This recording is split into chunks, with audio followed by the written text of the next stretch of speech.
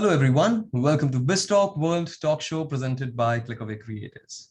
Today, we have Tripti Gandhi with us. Tripti is a literature graduate, a writer, and a public speaker as well.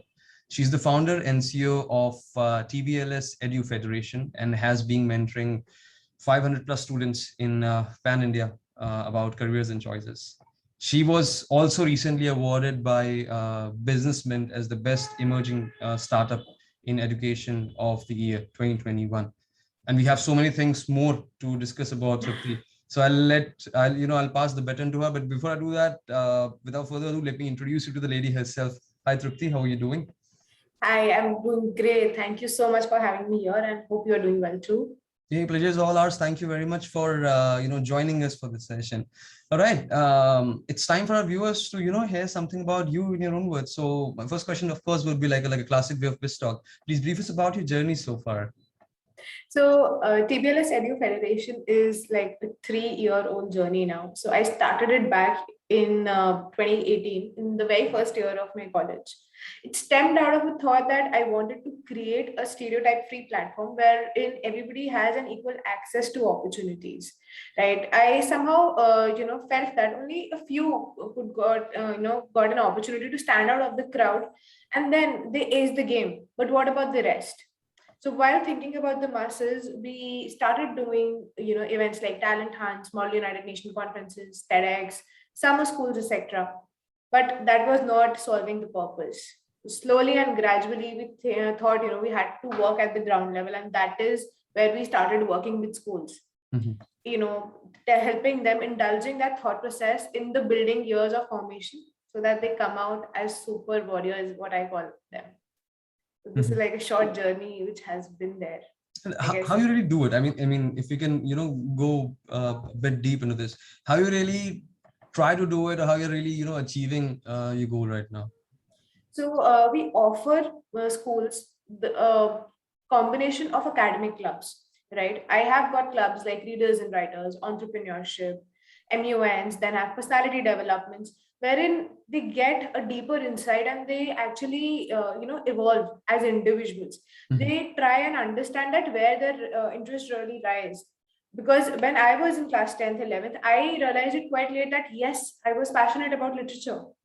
But with the aim of readers and writers, I introduced them to various genres of writing, reading, wherein they evolve, they create, and they understand that where they want to grow as individuals in their careers, Mm-hmm. and making better career choices ahead. Mm-hmm. Similarly, entrepreneurship, club is a platform wherein I wanted to create a platform for young, budding entrepreneurs, wherein they get the best of mentorship. They understand that entrepreneur is not a cool tag, but it's a journey. It's a mental journey more than a physical one. Wherein you have, breakdowns every single day when things do not go the right way. You have backup plans. So we try and prepare them for the journey. All right. So, and you must be having mentors for it, for the Yes, program? yes. So it's an e-platform, basically. No, it's not exactly a e-platform, but due to the pandemic, we were running on an online mode. But yes, we go physically in schools. We have a lot of, events with them, regular sessions wherein mentors interact with them on regular basis. And then we have our flagship events. I am soon hosting like a startup conclave for Pan India schools in December. So things like that keep on coming up. We have Literature Fest going around where they're not only learning, but they're implementing what they learn. Oh, makes sense. Makes sense. All right. So I'm not sure whether it's a cliche question for you, but generally women take it like a derogatory question. I don't want you to do it. Right.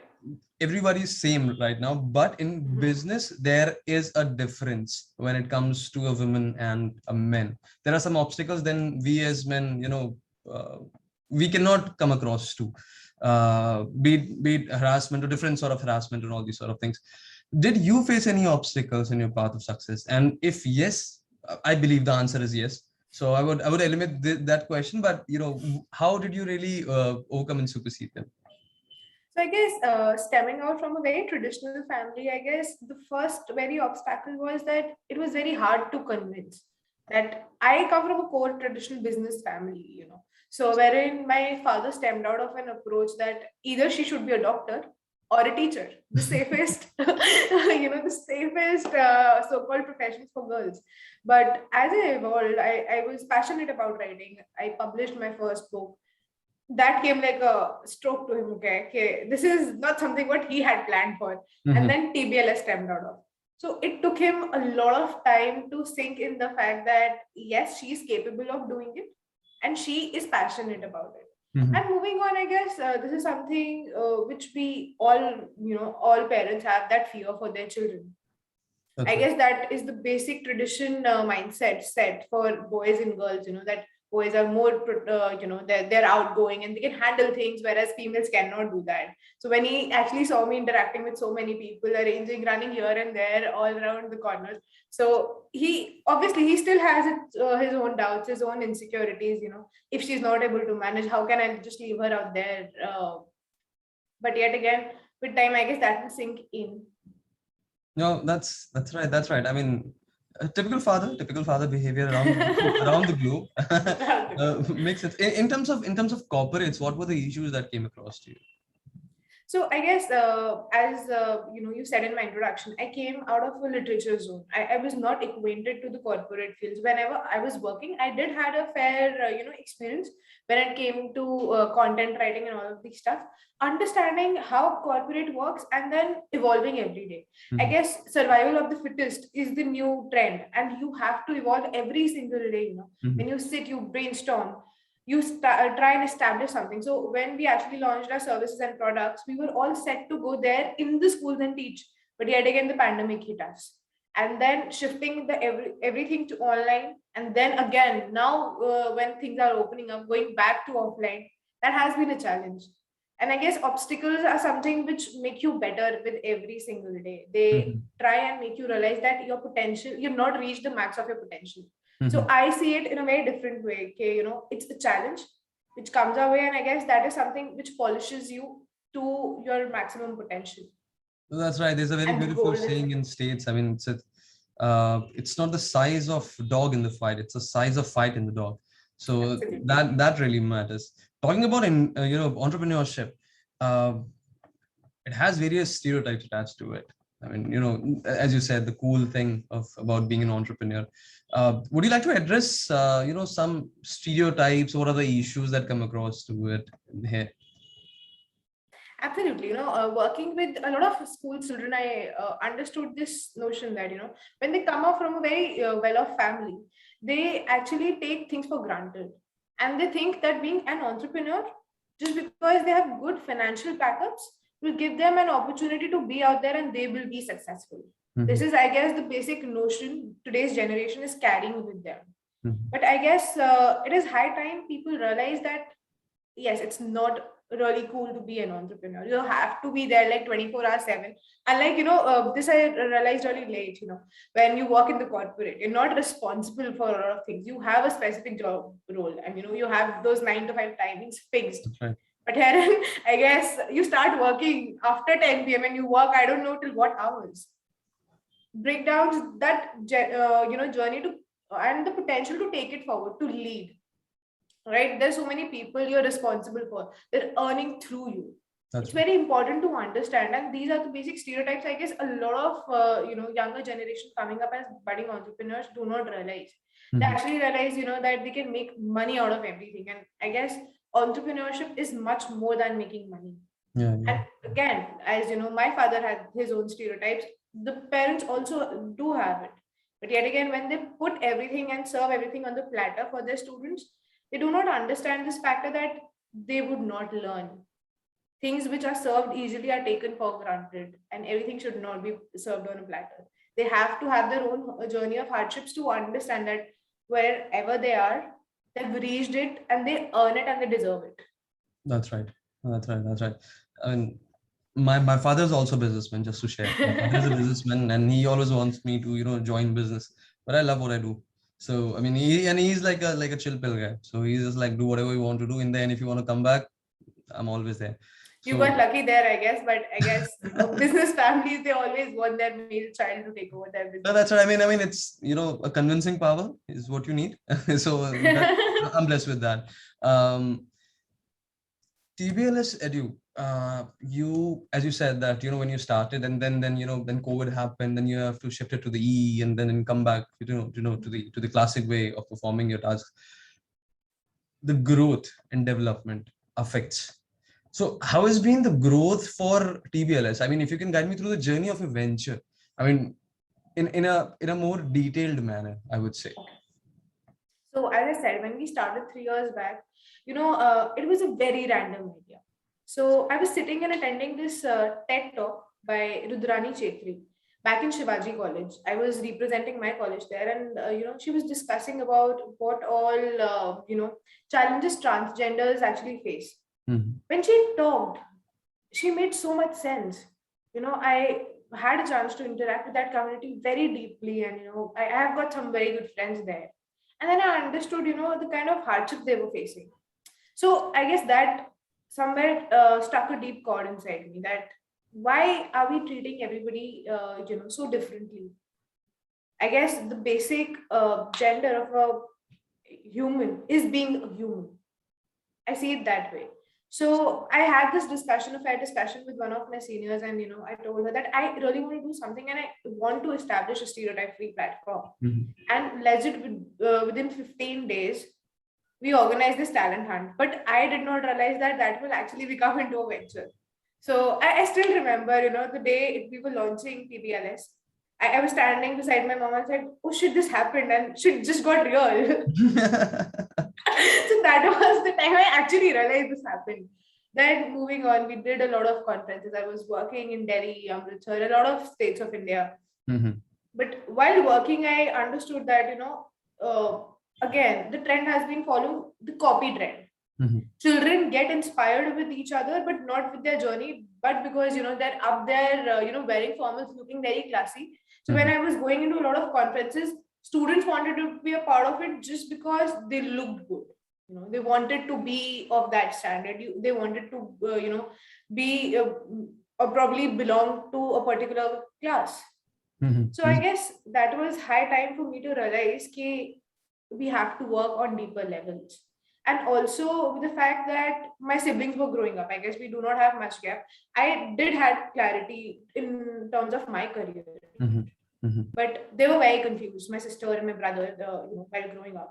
So then I also realized the fact that the traditional career counseling, which has been happening in the country, that the career counselors come, they tell you four streams and they tell you these are the options. But who would guide you through that journey and what is right and wrong for you? Mhm. We do aptitude testing, we tell them that this is your aptitude form.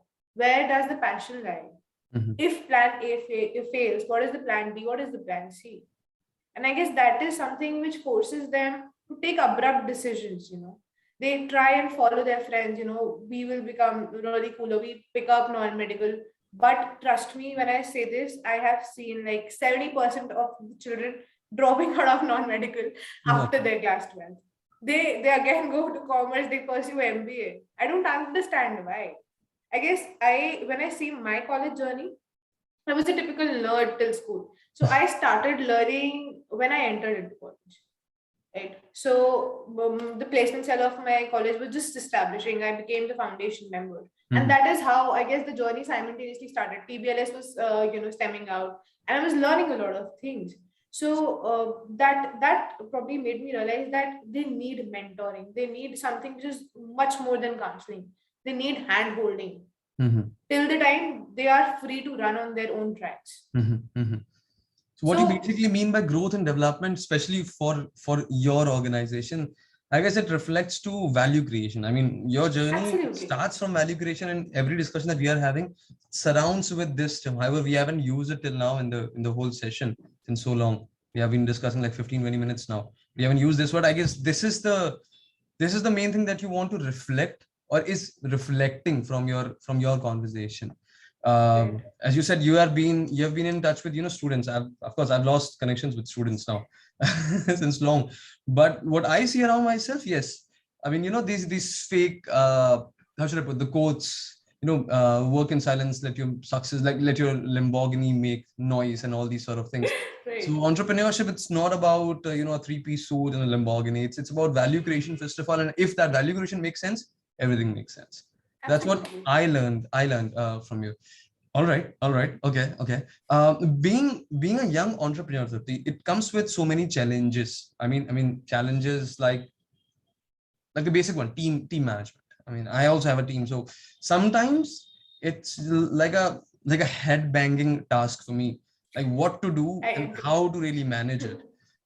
Especially being at a young age, it's really difficult to understand it. So sometimes what I do here is I go to my father. I talk to my father. I ask him, what to do, how to do it, and what not to do precisely. So, what are your methods of team or the new world is people management? So, how do you really do it? So, being young is again, if you have the pros, you have the cons as well. So, while I was building team, I guess TBLS has been a journey of people, as I always say. There have been a lot of people associated with us who came, who left, and probably I was in my growth years. It was taking a toll emotionally as well. When you start getting attached to people too much, I guess that was the time for me to realize that it is high time I create a strong, thick line between my professional and personal life. So, as your father has been your guiding angel, my mother has been the one for me, wherein I rant everything. But still, I guess team management is something I feel the communication is the key. The more you communicate with them, till today, my team members would come up to me and they'll say, you are the CEO. You need to realize that fact. What do you mean? Shall I thrash you every single day? So they always tell me, you're way too available for us. Probably they'll actually ping me. I'm somebody who works late night. So if they'll ping me at 1:30 in the night, and if I'm working, I probably respond them at that moment. They tell us that, we need to look up to you. So you need to be less available for us. Mhm, But I guess while I'm establishing, when I work with people, I look forward to a very long association. I mhm, don't want people to come here for some time and go back with a certain impression. I've done a lot of internships. When I was getting thrashed between people, I guess I came back with a lot of emotional turmoil. I did not want people to do that here. I mhm, wanted to, set a standard in terms of how working space should have their working piece also. I do not want it to affect their mental health. mhm, mhm, So I guess I have tried my bit to make the balance by communicating with them as and when possible. We meet, when we're not working, we just chill together. Probably we'll have, even during the pandemic, I made sure that I was having them interactions with them every few days, and whatever challenges they're facing back home also. Probably, I guess that makes it easier for them also to communicate and not come up with excuses when it comes to my work. mhm. So I have had associations with people who came in as interns for probably 3 months and ended up interning with us probably for 9 months, 10 months, and Mhm. still they drop me a text, please keep our placements, appointment letters ready. We're joining you back once we are done with our graduation. So I guess that is something which gives me a lot of satisfaction that I've been able to achieve what I thought. That's being like available for people at certain I points. guess And I then, believe in being the leader and not being the boss. And I am a part of them. My company and my organization has reached because they were the ones who was working with me. If mhm. I am the one who is there till 12:30 or 1 in the night, probably they are also working. I guess that needs to be acknowledged. And then what employees have to understand. I mean, a CEO once was an intern as well, so he understands what's going on down there. Absolutely. Always. There's a question that's not part of a plan, of course. I have just came up with this, during this. So maybe a personal one. After being an entrepreneur, successful venture is going on, your plan is working out and everything. So you end up having some good amount of cash in your account. How does it really affect? Uh, I won't say an entrepreneur or someone. How does it really affect you? I mean, is there any change that came up to you apart from some good lifestyle? I guess that is again a stereotype which people carry forward. That being an entrepreneur, once the venture is successful, I still feel the venture is growing. So whatever is coming out is being invested in it, Mhm, right? But yes, when the cash inflow is there, the monetary benefits are there. I do feel, I guess, you can expand a lot.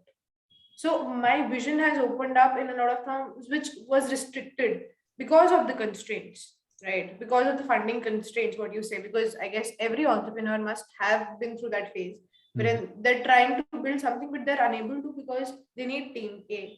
So they need monetary perks for them to offer the team, because everyone would not work for free. That's And then a lot of things which accompany with the monetary benefits is that you explore and you expand. So I guess with the monetary perks coming in, it has given me the liberty to expand and explore the hidden trial phase, which I could not do. I guess the risk factor increases. I'm more fearless when it comes to risk taking. That's beautifully answered. I mean, I know that was a stereotypical question. I mean, it's a stereotype, yes.